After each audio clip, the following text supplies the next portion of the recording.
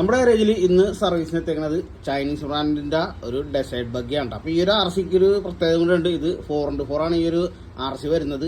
അപ്പോൾ ഇതിന്റെ കംപ്ലൈന്റ് എന്താണെന്ന് വെച്ച് കഴിഞ്ഞാൽ വണ്ടി ഓണായി കഴിഞ്ഞാൽ സ്റ്റിയറിംഗ് ഓട്ടോമാറ്റിക്കലി അങ്ങാടും ഇങ്ങാടും തിരിഞ്ഞോണ്ടിരിക്കും. അപ്പോൾ ഞാനൊന്ന് ചെക്ക് ചെയ്ത് കാണിച്ചു തരാം.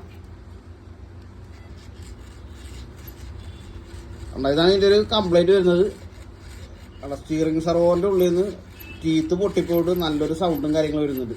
അതെ, ഇതാണ് ഇതിന്റെ പരിപാടി. അപ്പോൾ നമുക്കിതൊന്ന് അഴിച്ചു നോക്കാം. ഈ ഒരു RCയുടെ വെറൈറ്റി മോഡൽ സർവോയാണ് ഇതിന് സെറ്റ് ചെയ്തേക്കുന്നത്. അപ്പോൾ ഇത് 5 വയർ ആണോ 3 വയർ ആണെന്ന് നമുക്കൊന്ന് അഴിച്ചു നോക്കാം.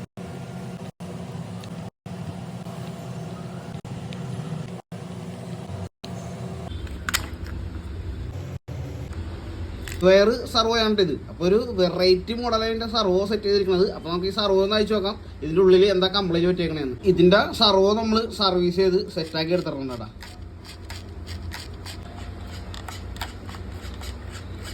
സ്റ്റിയറിംഗ് സൈഡ് അടിപൊളിയായിട്ടുണ്ട്. അപ്പോൾ നമുക്കൊന്ന് ടെസ്റ്റ് ഡ്രൈവ് ചെയ്ത് നോക്കാം.